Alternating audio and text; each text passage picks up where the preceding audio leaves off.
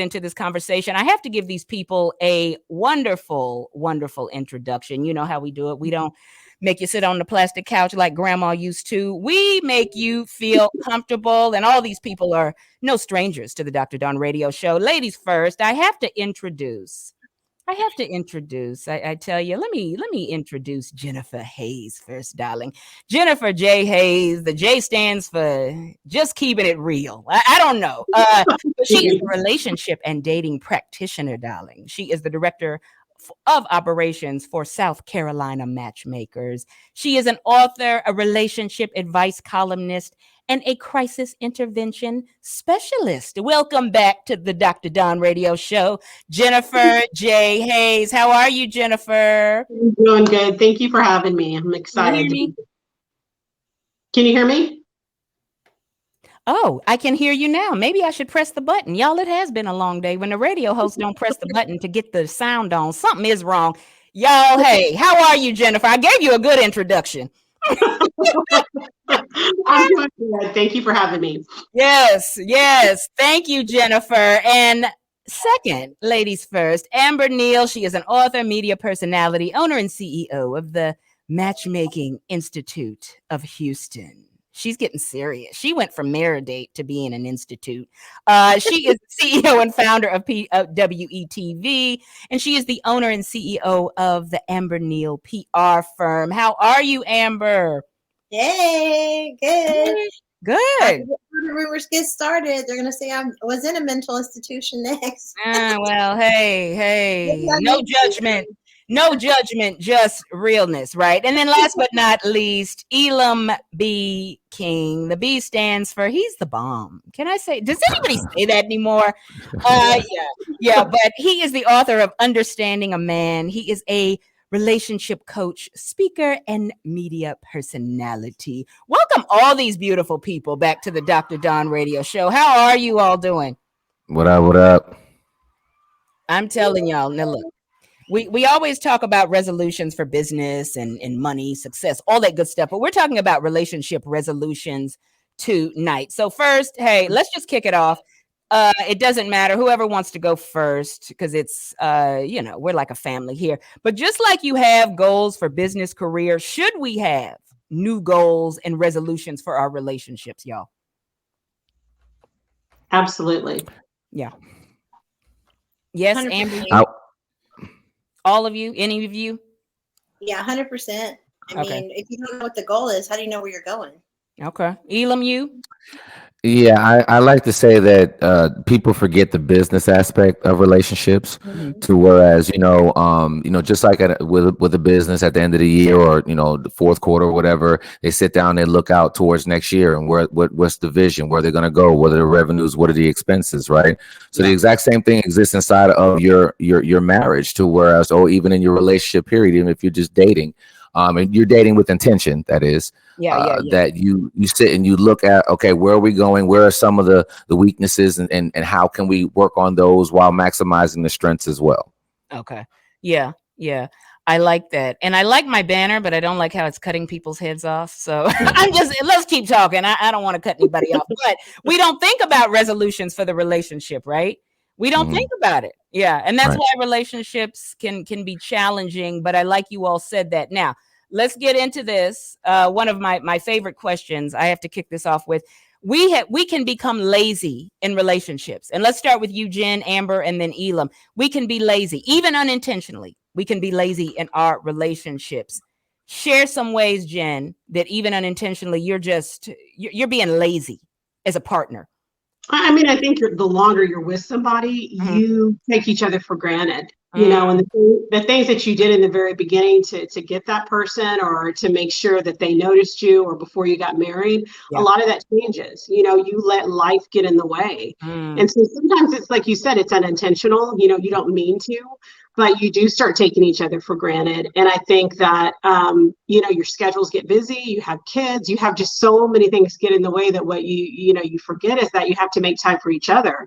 And I think when it goes back to like resolutions, we were talking about resolutions. I know for me and my husband, that, that was one of ours. It doesn't have, you can call it what you want to call it. It could be a fresh start. Because I think a lot of times when you start putting labels and saying this is going to be a resolution, that if you fail at it, then it's like you don't want to try to keep repeating that. But I think it's just a fresh new start. Every year, give yourself a fresh new start and kind of analyze some things that aren't working and what can we do different this year, but definitely taking each other for granted is one of them. One of them, I think sometimes neglecting yourself or your spouse, that happens. You don't, fix yourself up. I know, say it. To be honest, I'm like, well, sometimes I look at myself in the middle of the day because I work from home and I'm like, oh my goodness, yoga pants every day. Yeah. So just the little things that you used to do, sometimes you stop doing those things, so. Elam, now speaking as a man, she just touched on it. Does that matter? Yoga pants every day.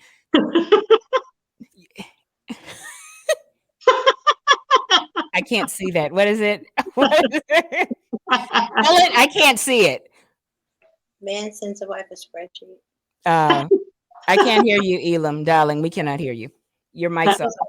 Oh man, I was going in on it, right? So I didn't know what I saw. But it says I just saw this like 20 minutes ago, so I had to smile when you just asked that question. It said, "Man sends wife a spreadsheet of all the time she denied him sex," and this was from July. This was from June 3rd of 2014 to July 16th of 2014. So it was about a month and a half, right? And in that month and a half, he wrote down also the excuses each time that she said each time, right? And he sent her this spreadsheet. Oh yeah. And so from the 3rd to the 16th, you're talking about, what was that? Maybe about 45 days, they had sex 3 times. Oh wow. And so he was giving her the data to say, hey, this is an improvement. And I just, just to Jennifer's point of people taking each other for granted, we have to check in. It is our responsibility. Yes, we're tired. Yes, we this, yeah, we're that. And it's not just for sex. Sometimes it's just emotional intimacy. It's not. Yes. We don't look at that. How was your day? Something crazy about it. What are you doing in your life? And you actually care about it. So it's not all physical intimacy. It's also emotional and intellectual intimacy that we have there. And so we have to make sure that we continue to, I like to say, requalify for our relationship. Right. And so whether it's the yoga pants or whether you kind of fix yourself up a little bit, and that's men and women. Right. Because we think sometimes the look is just for the woman. No, men, you got to keep that yourself together too.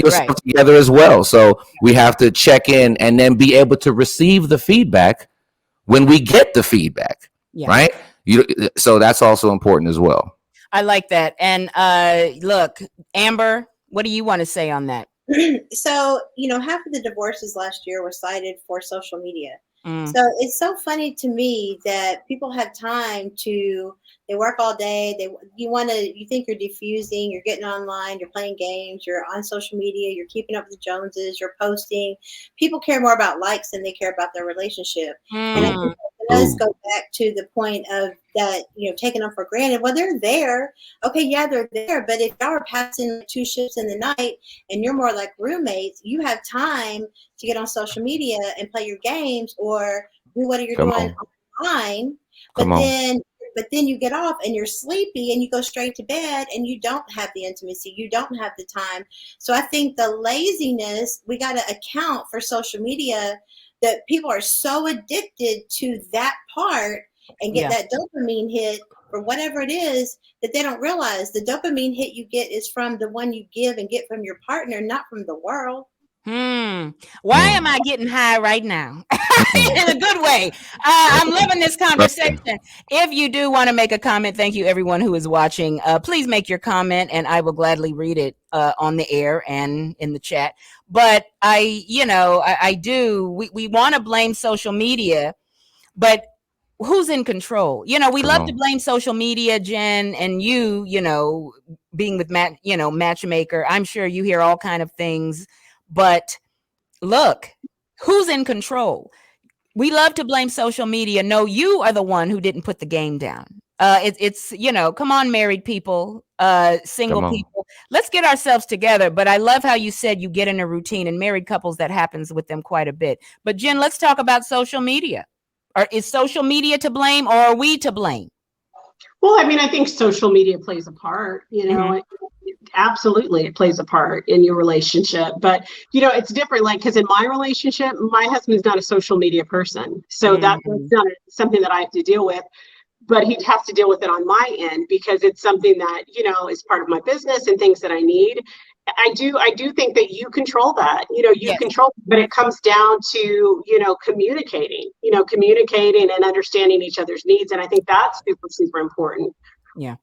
Do you think couples, Elam, Amber, either one of you should say, you know what, 8:00, no more social media. We see it's a distraction while we're doing our resolutions. If we see social media or the ex-girlfriend is DMing you or whatever, all these things that can go on, should we say, you know what, 8:00, social media is off. It's our time. If you see it's a problem. I think that you should definitely set times like for dinner and important times where the phone should just go away as a family, period, whether your kids or not. But the other side of that is, like you said, the ex or the new guys or the new girls in the DMs, and everything seems new and shiny and exciting at first. But that's why they say you trade the 80 for the 20. So you might be mad about the 20 right now, but it's about the effort that you're putting into. So the other part of that divorce was not just that on games and social media. It's that people will say, like, if you're married, hey, honey, what are you doing? Oh, I'm just on Facebook. It should be harmless. Yes. But you're talking about people use social media as a hookup source. I call it the lazy man's bar. I mean, that's what it is. I just the slight piece. There's a piece of me that wants to push back a little bit and say that it's social media, because we have phones that we own, and we have an opportunity of regulating the apps that we put on our phone. You don't have to be on social media. Exactly.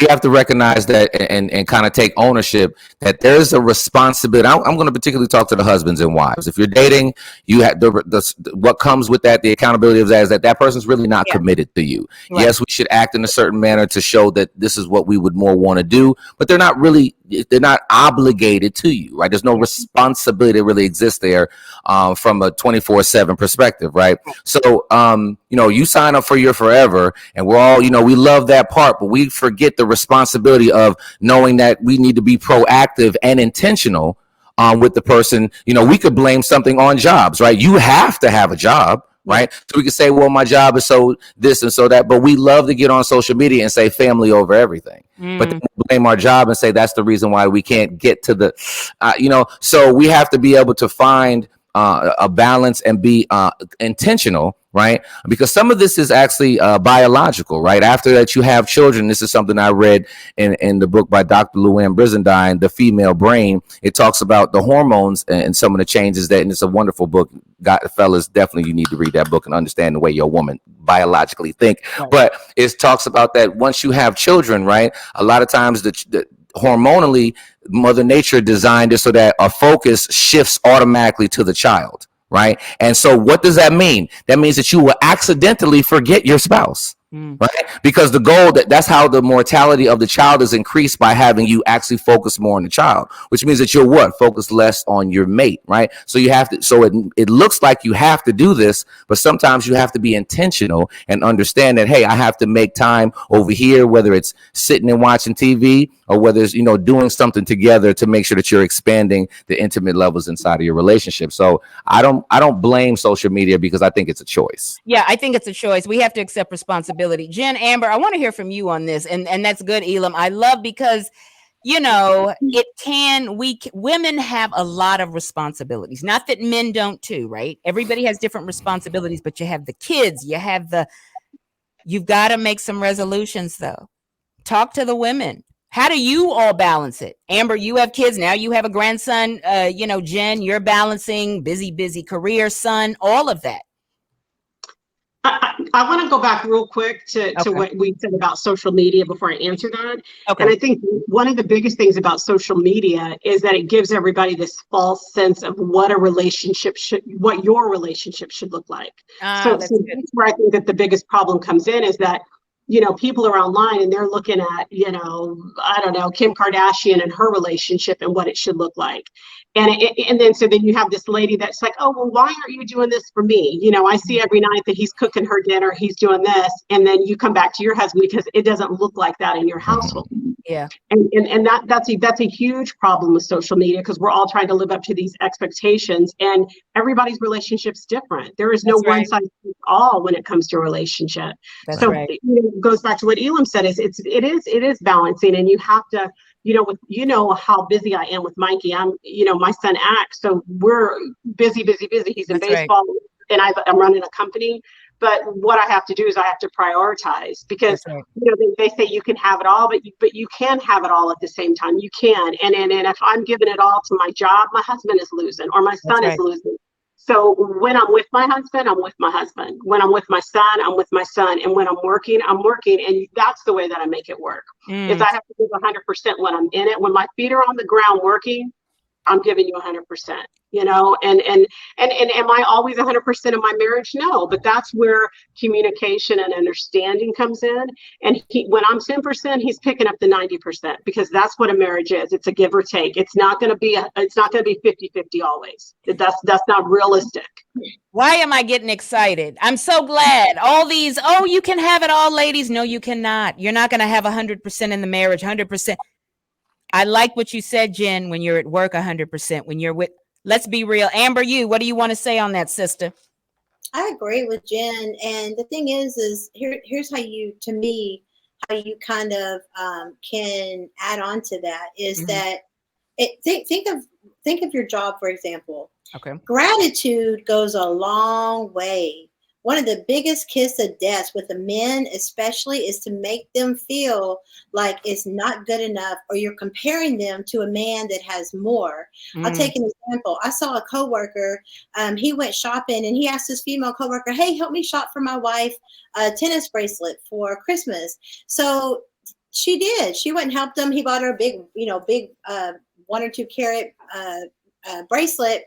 But then that same Christmas, her husband surprised her with, a little tiny, you need a magnifying to see it. Yeah. But the way she acted about it just destroyed his heart. It was you know who you're married to. Yeah, and if y'all have a good marriage, you know what the finances look like. Yeah. You know who you're with.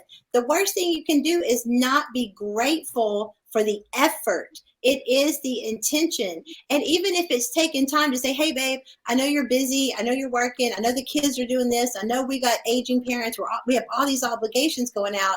But stop and thank them and give them gratitude for what they are trying to convey and what they're trying to do. Because gratitude will get you better results than ungratefulness. Being ungrateful, if your employer is ungrateful, how much do you really want to contribute? But even if they can't give you a raise, but they're they're praising you and saying, hey, you know what? I'm working on it and I'm grateful for what you're doing. Hang in there. I got you. And you're gonna hang in there. But it's all about the intention and the attitude of gratitude. Really goes a long way. And you know what I find? Let me tell you, because if you're married to a teacher and you're looking at how an athlete bought his basketball wife a Bentley, you're comparing, right? But let's talk about money. Social media makes it seem like if it's money, if it's expensive, then that's real love. How many couples have the money or there's prosperity, but there's no peace? There's abuse going on. Jen, you deal with it. Elam, you deal with it. Amber, I mean, my goodness, we all have seen it. So it's this misconception that the bigger the ring, the better the marriage. Sometimes that masks the problem really going on. So Elam, let's talk about that. I want to hear from all of you. There's this misconception that money, it has to be big. How about getting some Subway and going to your man's job and saying, babe, let's go to the park and just eat together and just talk. I mean, it's the little things that we forget. Elam, I want to start off by giving a lifeline to all women by saying that, back in the day, you judged a man based upon his stature, his masculinity, let you know that, because what would you would be home with the kids, right? And we could take it way, way, way back, right? To even the Bible days, right? So you home with the kids. And so big stature, big man equals, right, that he can go out, kill the deer, bring home, boom, throw down, so that your children are taken care of, right? So that survivability and that masculinity represented security for you. And for women, security is basically like the number one thing that women look for, right? So security nowadays equals money, right? So I understand it on one level. However, when we're going into the topic, for example, such as a ring, right? Okay, last time I checked, I looked in the Bible, I ain't see no rings. Okay, so let's start there. All right, and so then I think it was what De Beers was the company that kind of blew up the fact of that a diamond, girl's best friend, diamonds forever, and basically created this subculture inside of everybody's mind that the diamond represents how much the person loves you. Let's really look at this, folks. That was a company looking to make money, and we all fall for it. Right. And even to this day, but you could have, and that's why sometimes there are the good men might be overlooked because he's on the rise, right? Maybe 15, 20 years down the road, y'all balling, but right now y'all smalling, but y'all gonna do it together, right? And you create that peace and that harmony so that when those finances do come, you guys are ready and can hang on to it and stick together. So, finances is the number 2 reason for divorce. Let's be very clear. Number 1 is infidelity. Number 2 is finances. So it is about the money, but at the same time, we have to make sure that we're being mature enough inside of these spaces to really, like, at the end of the day, you're judging a man and the way he loves you based upon the ring or the proposal. We see these magnanimous proposals that are going on right now. And everyone's trying to compete against each other. Have you noticed that? On one knee in Waffle House. I mean, forbid. You know what I'm saying? I have my engagement photos. Now we have ours, and ours, it's all this, and nothing wrong with that. But what are your motives? Are you showing out? All that going on. Amber and Jen, I want to hear from you because you're matchmakers, right? And this is... We're talking about resolutions. Do you all find that people are more, when they're looking for that spouse, they're always talking about what somebody else needs to be, and there's no looking at ourselves on how we need to improve? Amber, you first, because I see you about to bite through the screen. And then you, Jen. I'm telling you. Because it's easy to say, I want him to have this, that, right? Because we've all seen the Patty Stinger show or Stanger, who she is. But and they always found something wrong with everybody else. But are they looking? These people who are looking for love, do they see in themselves? I'm literally creating an event right now that is going to teach you why you're single. Because 99% of the time when people are single that deal with a matchmaker, by the time you get to me, you have this fantasy or idea. They've got to be this tall. They got to be this, whatever. I'm like, girl, get a step stool. It don't matter. I'm saying things that matter, if it's real, you know what I mean? But so many people, it's all about the ego, right? This goes deeper into healed and unhealed people. So when you're unhealed, you're going to be operating from your ego and you're going to be looking at everything else. But see, when you're in that ego like that, it's because you're not healed and you need that imaginary friend to make you feel good enough and confident, and you're projecting onto the other person. But the reality of it is, when you're healed, you speak a different language. You can tell in the way that they talk. It's not going to be about those kind of things. It does not matter. It's what do you really want when it comes down to it? Because if it's about anything that can change, looks, power, fame, fortune, or money, then you're building on quicksand. You've got to build on the foundation. What is their spiritual walk like? What are they talking about? How do you change the world together? And so I think people are looking at temporary things. Back to the comparison, some people want the wedding. They don't want the marriage. They don't realize it's work. Yeah. And so I think we really have to understand that when we're asking for things, we have to ask ourselves, are those things found in me as well? Because no one is going to complete you. You have to be healthy and whole first. That's right. You're going to be more open-minded. But until you're, as long as you're unhealed, operating out of ego, you're always going to stay single. Yeah. Ooh, what she said. Jerry Maguire was a movie, people. It sounded real good, but that's not reality. You complete me. And then that was a movie. They were actors. Jen, what do you want to say on that? I would say that, you do, as a matchmaker, you do have clients that come in and think that I have so much to give somebody. I'm this, and that. Yeah. I'm a 10 and I want a 10. But then that's where the relationship coaching comes in. Is Yes. that, when they keep hitting a brick wall, but you're a 10, but you keep, no dates, but you're a 10, but you're going on all these dates, but no second date, but you're a 10. Yeah. Oh, come on, Jen. Yeah. So then it's time to kind of reevaluate, well, what's going on? But I think the biggest thing is, and you and Amber talked about this before, is not budging off their list. We have this long list of things that are very superficial. And when I do the coaching, we call it surface level. I don't want to hear your non-negotiable surface level things. Let's go deeper than that. Right. Who's the person that you're going to build a life with? Who's the person? The biggest thing that I think most people are missing is that somebody that they call home, that it feels like that sense of security. Yes. And I'm not talking about money, but that feeling of security that this person is in it in the long haul, through the ups and downs, through the ebbs and the flows. This is the person that's going to be with me forever. And once I get them to open up and realize that, then things change. Yeah. But you have to be willing to be open. If you feel like, I'm a 10 and I'm not going to bend off this. And I'm not asking you to date somebody that you're completely unattracted to, or right. I know that you've built this financial wealth and you want somebody that can bring to the table what you can. I understand that. But if you want love, there's things that you're going to have to be open to. And That's you right. just have to. So I love that. Yeah, you're a 10, but you don't ever get a second date. We've hooked you up on 10 dates. We've set you up on 10 dates, and you've only been on. You're a 10? No, let's be realistic. But that's where the coaching comes in, and that's what I like. And I like that you all have cleared up the misconception about, because there's a lot of TV stuff about matchmaking. No, there's coaching, because all this setting you up, you can get him, but you can't keep him. But I like that you all are helping, or her, right? And I like that you all help lay a foundation in your businesses for people to get in a healthy relationship. Now, Elam, I want to start with you with this. Sometimes I find that people may have prematurely ended a relationship. Sometimes we step out of relationships. It wasn't this could have worked out if you all would have worked on it. Talk to us, Elam, and then I want to hear from you, Jen and Amber.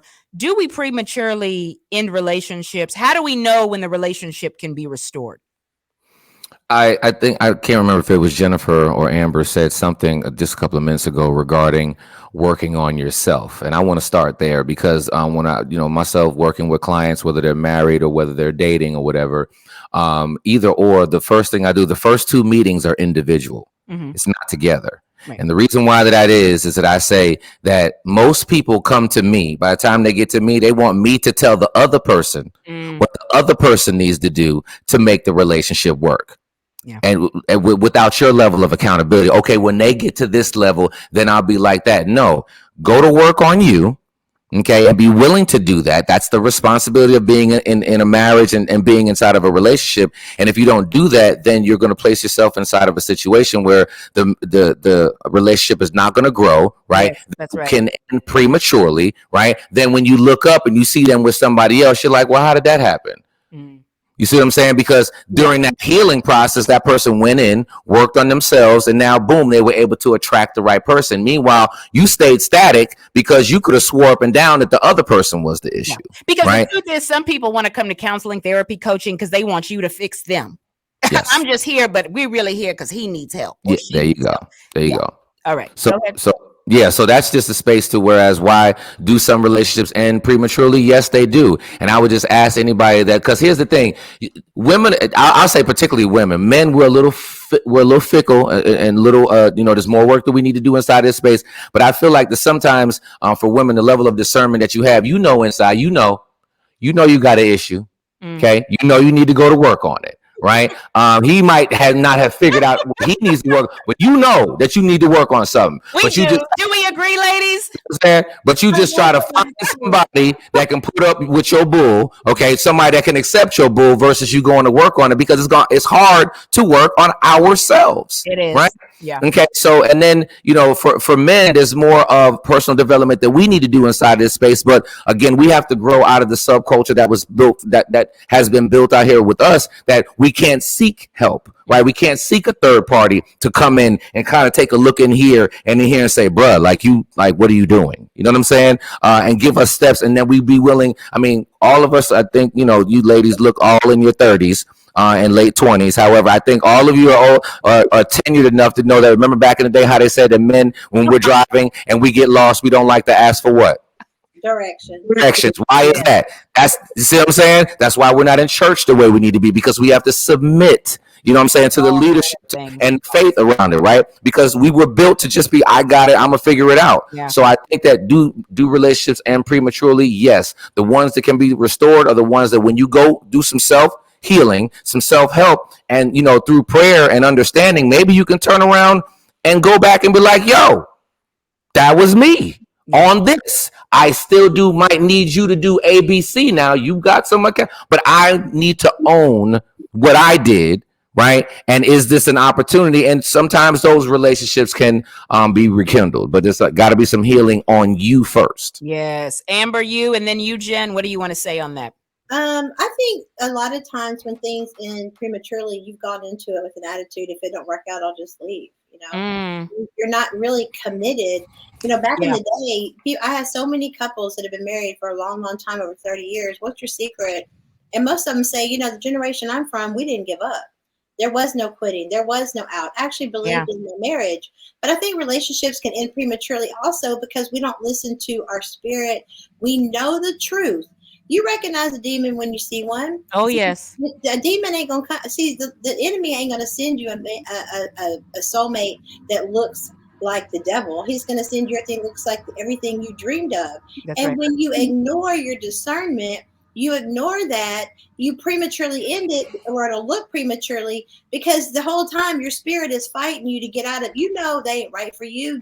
That's not the best you. Is this God's best for you? So no, you end it. And then you go back. But how are you going to follow a man or have a woman be your queen if you don't have God as the foundation and the glue in the middle? Because we all have egos. So we have to have something bigger and higher than us, God, that will be the accountability partner when the therapist ain't there, when the other people aren't there. But I think it's really about slow down and actually ask yourself, is this God's best for me? Then you don't prematurely or ever have to end anything because you didn't rush into it. Don't be so thirsty for a spouse, because anything you have to have in order to be happy, the enemy will and can use against you to keep you miserable.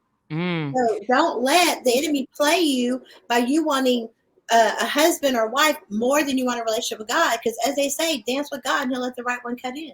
Because you have to first love God, because you really should love God more than your spouse. That part. Right? That's how it should be. But Jen, I'm going to read her comment and I want to hear from you first, Jen. Thank you for sharing this. Michelle, who is the real estate guru. She is just multimillionaire, Michelle. That's what I'm going to call her. Goodwin Lambert. She says, y'all, I ended my 27-year marriage because my ex-husband refused counseling. It takes two. Thank you so much for sharing that, Michelle. And anyone else who's watching, if you want to make a comment, please feel free. What do you want to say on that, Jen? Hi, Michelle. To that, I do believe that sometimes, relationships end for different reasons. And we know that, there's no one rule why this relationship ended. But I think it boils down to, let's just put it out there, laziness. Elam said it about hard work, is that it's so easy to get somebody and in the beginning, but it's hard work to keep a marriage strong. And it's even harder when it's going bad. So it's kind of easy to get yourself on track, but when you have to go to counseling and he's not going at the level that you're going or refuses or at all. Yeah. Exactly. Yeah. It's hard. And so a lot of times we set boundaries. We set our boundaries for ourselves to say that I'm gonna give it 100%, but I can't pull somebody else along. And I see what you mean. Sometimes, I've been in the industry a long time. I have people that were married for 50 years at 70 years old walking away. Wow. Right. Right.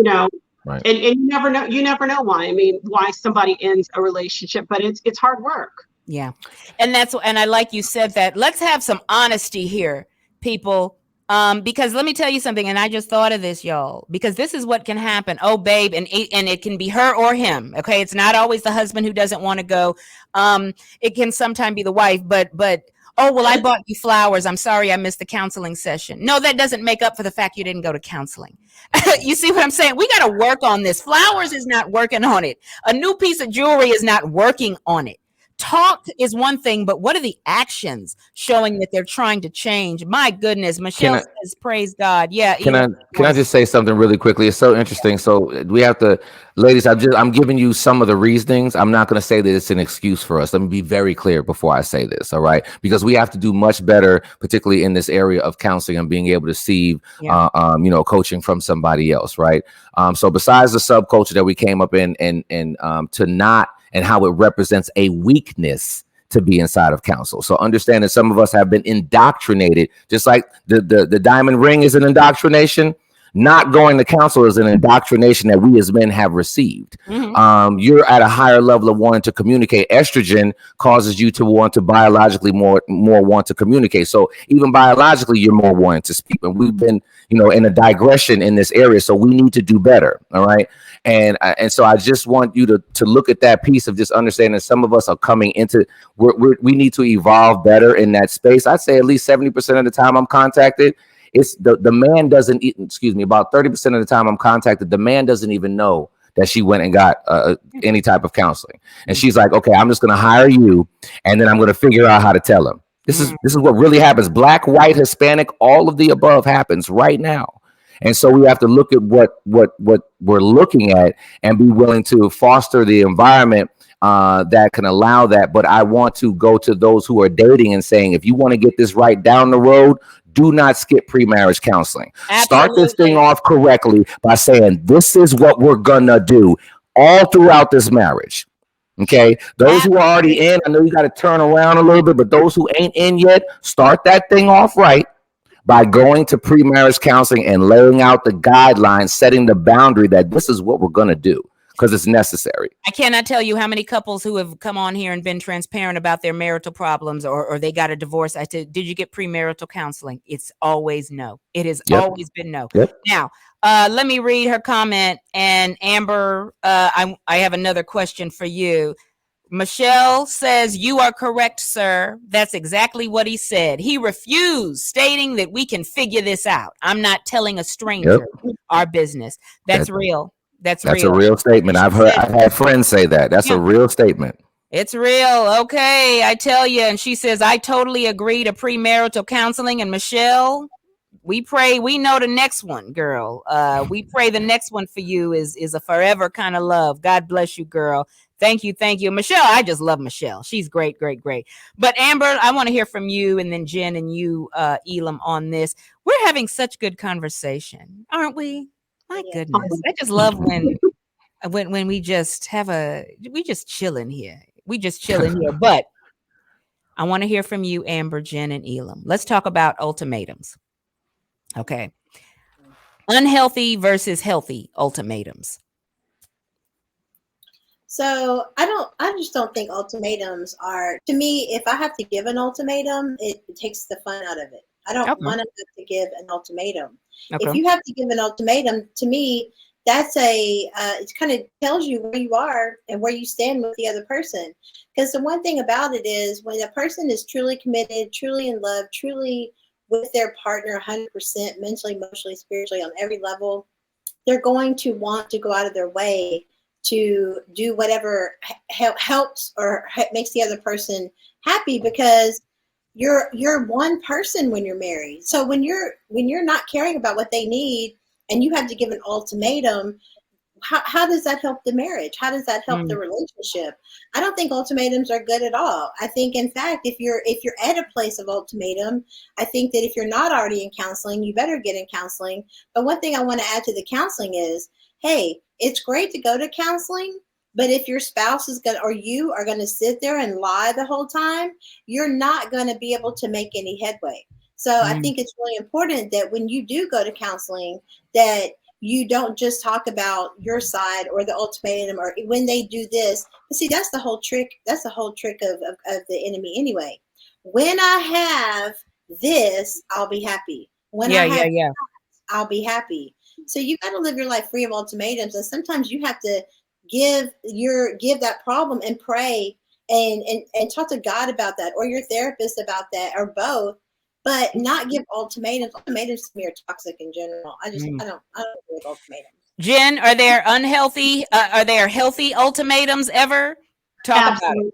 Absolutely. Okay. I think that there's, good and bad. And I think healthy ultimatums are important in a relationship because there's a difference. When you're doing healthy ultimatums, you're saying that, I'll give you an example. It's out of respect. It's in a correct manner. It's making sure that your partner understands that these are my boundaries. If I'm telling you that, you're working 8 hours a day and I need an hour of your time at night and you're not willing to give me that, there are certain boundaries that I set as a person for myself to say that if you're not going to do this, then, that hour is going to be taken away. There's a way that you do ultimatums, and they work for a lot of people. Yeah. Now, when you're trying to manipulate and and say, if you don't do this, this is going to happen, that's completely different. But if I'm asking you to do something in return, this is going to be a result of that happening.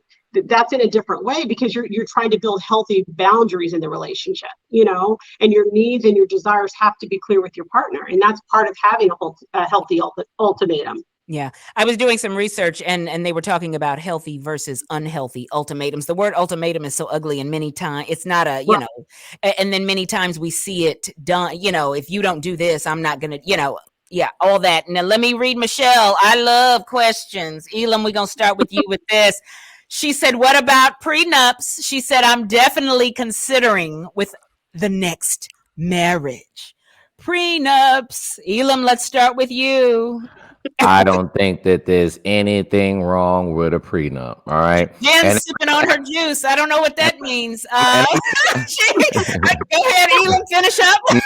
I don't think there's anything wrong with that because here's the thing. Every 16 seconds in the U.S., there's a car accident, right? Now, of course, having insurance is something that is legal, but you got plenty of people who've never been in an accident, right? And so we have to look at the fact that if divorce rate is at 50% inside of the U.S. and up to 70% inside of the minority community, let's just really look at this, folks. You line up 10 Black couples, 7 right now statistically are not going to make it. So I don't think that there's anything. So that's just real. That's a default automatically, right? Until we do better, right? But even at 50%, line up 10, 5 ain't going to make it. So let's just really look at. So there's nothing wrong with us looking at the fact that what you came in with is what you go away with. Now, if you happen to build things together, get a post number and stuff like that, so be it. But I mean, with the stats that exist today and the lackluster of the intentionality that people have inside of being a wife or a husband, I think that there's nothing wrong with having a prenup right now. And just to the question of earlier, I think that it all comes back to boundaries. Like Jen was saying, but I like to call them non-negotiables. There are some things that we're just not going to do. Right. And I don't think there's anything wrong with that. Amber, I want to hear from you. Then I want to hear from you, Jen. Everybody's getting thirsty. On that question, I can tell you honestly, but go ahead, Amber, and then I'm going to give you my honest feedback. Go ahead, Amber. So I have an attorney friend of mine. All she does is prenups. That's it, right? So she has seen every situation you can possibly imagine. And before I really talked to her, I really kind of felt like, I'm more like to each their own, whatever you feel comfortable with. But I also feel like now that I understand it more, because I agree with Elam in the sense that marriage is it's an institution, but it's also it is a business relationship. There is a business element to it. So I think if I went into a partnership with you, Dawn, and our partnership, what is the point of creating a partnership agreement? It's the same thing. You're creating this partnership agreement saying that if because it's in the agreement, if we disband our partnership, who gets what, how does it work? And so that way we already know, hey, we've got to go to mediation, or we've got to divide the assets this way, or you've got to buy me out, or whatever the case may be. You already know. So that way I agree with Elam. I think it's a good thing. I think prenups are a good thing because you never know what's going to happen. You see so many times I've seen where couples will it wasn't always like this. They weren't always like this with me. And then people change up. You've seen so many people talk about, hey, anybody can change up on you. Don't be surprised. So at the end of the day, our intentions may be good, but as they say, a man's true test is when he has money, and a woman's true test is when a man has nothing. That's just an old saying, but that's the whole point. It could be vice versa nowadays, because I mean, we make money too, but I just think at the end of the day, you know this person at this level, but you add a bunch of money or attention or power that goes with that, they might change up on you. Right. And at the end of the day, if you're the one that helped them build it, you should definitely help them spend it. I agree. And then I'll give you my I agree. I think it depends on the individual. I think, and you both have to be okay with it. I think most people that come into a relationship with nothing would be the ones complaining. Yeah. When you don't have anything, you don't care. It's like, yeah. But I think, it's let's just be honest, a lady marrying a guy that has a lot of money and upset that he wants a prenup. And I know that, it's our thinking that, okay, if he's asking for a prenup, he's already thinking about divorce. But like they said, it's about security. Yeah. It's about security. And, sometimes you have, they come from a relationship where they have children, grown children, and they're trying to protect them, to make sure that, once you pass on, that their children are taken care of. So there's a lot of different reasons why somebody would have it. But I think it's a good thing. It is. I was reading the Christian perspective on a prenup, right? And there was this pastor, and he was talking about how prenups are not just for money, protect my money, all that, right? Inheritance funds for children, all of that, debt incurred before the marriage, all of that. It deals with that, right? But I like this is what he said. He said, what are your motives for getting a prenup? If you're getting a prenup because you love them, but you don't trust them, and you don't want them to have anything, if your motives are wrong in getting a prenup, first of all, should you even be getting married? Right. And all these things he was talking about, what are your motives? But if you're going into it with the right motives, but the Dr. Don personally, where I am is not where I'm gonna stay. Would I, if I'm worth $1 billion next year and I'm married, I love you, but I gotta, I'm praying to God on that. Let me say that. But I'm 99.9%. You're gonna have to sign a prenup, right? Not because I don't love you, but we got to protect what's going on here. And when I die, we're married. I want my money to go here, there. I'm praying to God, but my motives have to be right. And I thought about that. If I get the prenup signed because I don't trust you, then why am I marrying you in the first place? All this kind of stuff, my money, my, from a selfish place. Do I need a prenup? And then is that the person I need to marry? And am I ready for marriage with that kind of attitude? But the Dr. Don, 99.9, he will be signing a prenup. But I'm gonna let the Lord lead me. But I'm just being honest with you. There's nothing wrong with that. We just have to. I mean, but I know it's to each his own. But I don't think there's anything wrong with that. We got to grow through that. Yeah. And Michelle says, each of you have helped me so much this evening. Michelle, you've helped us, girl. I didn't even have the prenup question, but I think it's something that does need to come up in premarital count. That's why you need to have premarital counseling, because this better come up, right, Jen? Because if not, 2 days before the wedding, he's handing you a piece of paper. You're like, we didn't talk about premarital counseling. Will bring all that out. Just get it out. Get it out. What are y'all? That's why you got to get premarital counseling. And I like how you said, Elam, an objective third party. To talk about this. Amber, I want to start this question with you. Ooh, I love that prenup question. That was really good, Michelle. Ooh, I like that, girl. But let's talk about this. I want to hear from you first. Who did I say, Amber? Mm-hmm. I can't remember. It's 10 of you on here tonight. Okay, Amber, how do we let's start with, let's end this with our relationship resolutions, because that's what we're talking about, right? So give us some relationship resolutions, Amber. Let's start with the singles, married, divorced. Give us some of your relationship resolutions for the people. I mean, to me, it's real simple. It's one my grandma told me a long time ago. A family that stays together, prays together, stays together. I mean, that's it. At the end of the day, you got to have a core foundation of faith. God's got to be the accountability partner in your relationship. So pray together, pray for each other, cover each other, not just in the material world, but cover each other in the spiritual world as well. So pray together. It'll strengthen your relationship. It's kind of hard to stay mad when you're in the middle of a prayer. My goodness. And I was in the shout out to the Wife Life Ministry, because next week is my marriage masterclass with a couple that's been married for a long, long time. And she's over the Wife Life Ministry. You know her, Elam, Lady Val. But she, they also talked about, and y'all, this was very important. When you pray, don't pray, fix him. Many times women are praying, fix him, fix him. You'll see God start to fix your heart, but yeah. Jen, what are your relationship resolutions? That's good, Amber. Thank you. Jen, give us your relationship resolution, sister.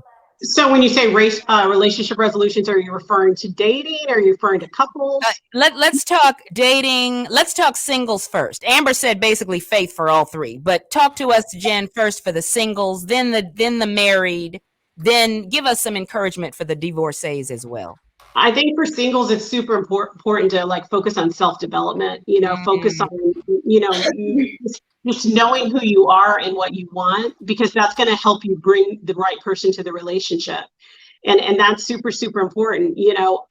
A lot of times I think that, and this is going to go into divorce, is somebody that's been divorced feels like, I have to heal for 5 years. And I understand you have to heal. You have to kind of look back at the relationship and see what went wrong and bring the good stuff with you, but leave the bad stuff there. But I also think that a lot of times we don't think about this, is that you heal in a relationship, and sometimes we think I have to heal and I have to be complete before I move forward. But what I'm learning from my coaching clients is they're teaching me some things, is that you heal in a new relationship. Yeah. Part of the healing happens in a new relationship. Yeah. So I just think that, for divorcees, they should really focus on time to heal, but then time to rediscover who they are. So they can meet again, and they have to learn how to open their heart, because with a closed heart, you're not going to allow anybody in. As far as being married, I think, you have to make each other a priority, and fit that in wherever it happens, and just communicate just like you would do with dating, is you kind of have to tell your partner what your needs are. And if they're lacking in that department, be open and honest about that. And sometimes we're afraid to say that because we don't want to strike up an argument, or,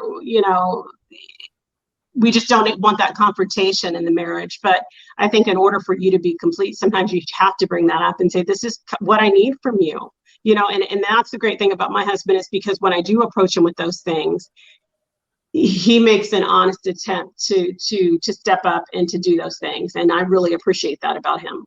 Oh yeah. I'm telling you. Beautiful, Amber. Beautiful, Jen. Elam, you. Can you hear me? Can you see me? Yes. Okay. What is this? He's be doing too much. Popping in, popping out, whatever. Hey, who cares? Yeah. No, sorry about that, guys. So I would say that, first of all, for singles, I like to always say, find yourself first, and then you can be found. The one person that most people do not sign up for inside of a relationship is themselves. And then what they do is and if you don't know yourself and have your purpose and where you really need to go, you'll end up attaching yourself to somebody else and then resenting that down the road for the choice that you made. So I think that the most important thing, and people try to always talk down to singles, right? Like, oh, you're still single. You are in the best situation, right? Because you have a chance to design exactly what you want. Sit out here, listen, drop back, right? And before you throw that pass, really look to see who should receive you, right? So I think that when you know yourself and what direction that you should be going in, it allows you to make a better choice of who can be your life mate, right? And let me say this, as a single, I am so finding myself, and I will be a very good wife, because there are things, y'all, I'll be sitting at my house or working on or doing something. And I'm like, you know what? If I was married, I would probably, because I'm on the go, and I'm like, but when I'm married, I can't be doing all of this. Right. I'm going to have to stop and say, babe, what do you think? Right. You know what I mean? Or if he has a child, I'll be a bonus mom. How am I going to deal with that? So I am preparing myself. And these are things I have to think of. Not that he's going to, but I will have to submit.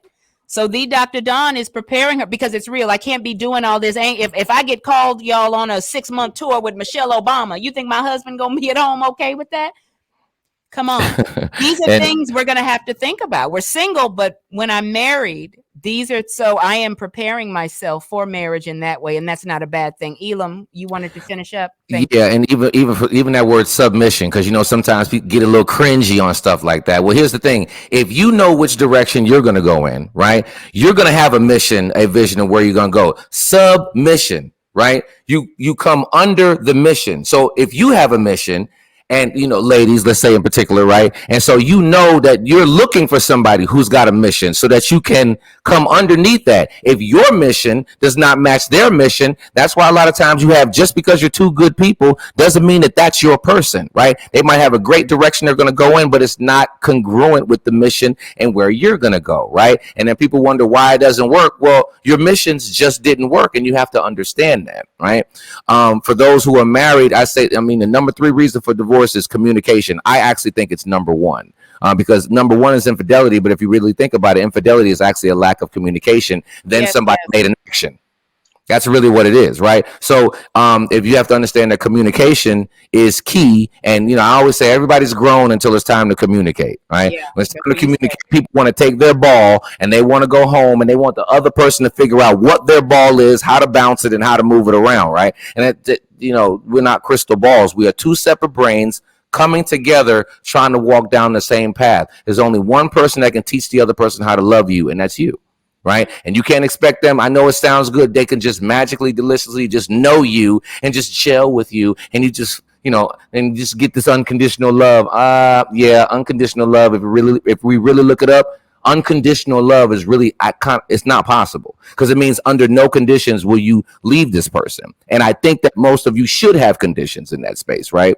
And I guess I just have to match what Jennifer said earlier regarding divorce, and that you being that healing, right, and being in that space, and so then you make the decision. Don't let somebody shame you into however long time that you need, short or long, right? And when you're ready, dive back in. If you're not ready, then don't dive in, because there is some work that needs to be done. But if you start with yourself and heal through that, I think that, you can set yourself up for a better relationship down the road. Yeah. Before I let you all go and we get your contact information, communication is the key. Can I tell y'all a little something? And audience, you listening, I'm not ashamed to say this. It's no judgment, just realness, right? Amber, I want to hear from you on this first, Jen, Elam, and then I'll let y'all go. Communication is the key. Because the Dr. Dawn has quite a few married men coming on to me, more than single men. And this is what I figured out. Now, I'm a strong woman of God, so I don't even go there, right? But this is because my gift, the gift God has given me, is communication. So I talk to people. I will just, I'll meet a married man and we're just at an event, right? And no, nothing's going on, but I'm maybe at the buffet table or whatever. And I talk to everybody. And this is what married men have said to me, and I don't think they realize it. They said, it's so good talking to you. That's what they say. It's so good talking to you. And, well, can we meet for coffee? No, right? I'm just having a conversation, y'all. So I'm giving them what their wife is not. She's talking about the bills and blah, blah, all this, but I'm not your wife. If I was your wife, I might be asking you those things, but I'm just talking to them about their life, about their job. Oh, wow, that's good. You got an award, those things. So it is communication, because married men, they tell, and they don't even realize they're saying it. They said, it's so good talking to you. Then they try to take it somewhere else. Affairs don't start in the bedroom. It starts with conversation, communication. But because I'm a woman of God, I'm like, no. But we see how it can happen if women are weak or what have you. But what do y'all think about that? I'm telling you what I've experienced. It is communication. I think friendship is the foundation of a relationship. I mean, you can love them all day, but if you don't like them, you're not going to get very far. And to add to that, I think communication is part of it. But one of the biggest things the most successful relationships have found out is that forgiveness is the other part of that component. Beautiful. People are going to upset you. They're going to let you down. But as they say, just make sure it's somebody who's worth it. Beautiful. You, Jen? I think friendship. Beautiful, Amber. You, Jen? I think communication is key. Yeah. I think it's a combination of a lot of things. Yeah. But communication is one of it. Yeah. Absolutely. And back to this married man, I think that, a married man that wants to cheat will tell you whatever he wants to tell you to get you to talk to him. So, but Jen, let me say this. It has not been in that kind of situation. It happens like, hey, how are you doing? Or because I'm at a community event and then we just have a conversation. It wasn't just organically talking is what I'm saying. But what I'm saying, brother, you need to go talk to your wife. If you want this, why don't you just tell your wife? But it's not men that are intent, of course, if they want to cheat, they want to cheat, right? But when they say it's so good talking to you, right, you need to tell your wife, babe, we need more communication, right? But Elam, you touched on that. Men are not always going to be open and say, but if but yeah. Well, I want intuitive to know that, so that's, I said, and women are not always intuitive in that relationship to know that, Right. One of the things I talk about in my pre-marriage course and live as well with my clients is the 5 different levels of intimacy. Because when I say the word intimacy, most people think sexual. Mm-hmm. There's 4 other intimacies that exist. There's emotional, there's intellectual, there's spiritual, and there's experiential. Right. And so a lot of as men, again, because we are sometimes not in tune with our emotional intelligence, we don't even realize how long it's been since we've been able to have somebody emotionally connect with us. Right. And so here we have this spouse. And so a lot of times men are asking for sex simply because they're looking to have a connection, but they don't even know how to say, I just want to have a conversation, or you actually proactively, ma'am, have a conversation of understanding where his emotions are for that day. Intellectually, which is really what he's doing from a career and work perspective and purpose perspective. That's intellectual intimacy, right? And because you're not receiving that, why do you think so many things are happening at people's jobs? Oh, yeah. Right. That's the intellectual intimacy is taken care of because they're both doing the same job. So if somebody comes along and asks and gives you a sandwich and dad going, hey, how's your day? Bam. Then they end up horizontally. Right. But there was a lack of communication somewhere. And I'm not blaming any wives out there for that. Not. I'm just saying we have to understand what the nature of the beast is, whether it's women or men, because, again, men, we need to tap into the emotional intimacy of our wives as well. What are they doing? Right. Not just always wanting them to care about us, but we have to care about them and fostering the communication environment. So I think that the lack of intimacy outside of sexual as well is a part of some of the reasons why do we get to the bad spaces that we end up in. It will always be, y'all. This will always be a hot topic. I think, Jen, you hit me up last year. Oh, I didn't get to make it last time, but if you ever talk about relations, I said, Jen, we always gonna talk about it, girl. It's always right. It's always gonna be. But I mean, when it comes to affairs, I mean, I have a couple who shared they both had an affair, and God healed their marriage, but they submitted to God, right? But it's a whole thing with affairs. Communication is part of it, right? You don't make an excuse, but. Man, it's powerful. Jen, Amber, my darling, Elam, thank you all. Give us your contact information. How can people contact you? Where can they find you on social media? All that good stuff. You can go to Jennifer J. Hayes on Instagram, my website, South Carolina Matchmakers, Facebook, but Jennifer J. Hayes. Jennifer J. Hayes. And you're going to call him Mikey, even when he's 50. He's always going to be your baby boy. Yeah. But that's because I already have a Michael. So when we say we have to call him Mikey. Oh, okay. Okay. Thank you, Jennifer. Amber, you, darling. Mine is real simple. It's just my name, amberneal.com. It's amberneal.com. And you can find everything I'm linked into from there. Yes. And your event coming up in April, right? I have an event coming up in April where we are honoring Dr. Dawn as our Certified Life Coach of the Year. Yeah. Hello. I will be there. I'm telling you. Amber Neal, I tell you, I've known her for years. Good people. Elam, give us your information, darling.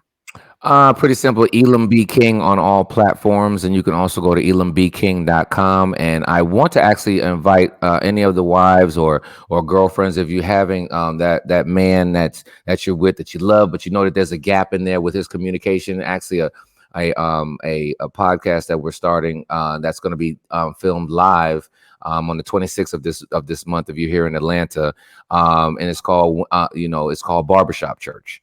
Yeah, And I've seen the barbershop shows you've been doing. That's good. So that is something to where men coming together to have these types of conversations and expand in these spaces where we're hurting, where we're not communicating, so that we can be better husbands, so that we can be better boyfriends, just be better in relationships as a whole. And you can never have enough forums, particularly for men of color inside of this space, because there's a growth that we definitely need to do here. So invite them on over. It's on. You can go to Eventbrite, just pull up Barbershop Church in Atlanta, and send your man on over there. We got him.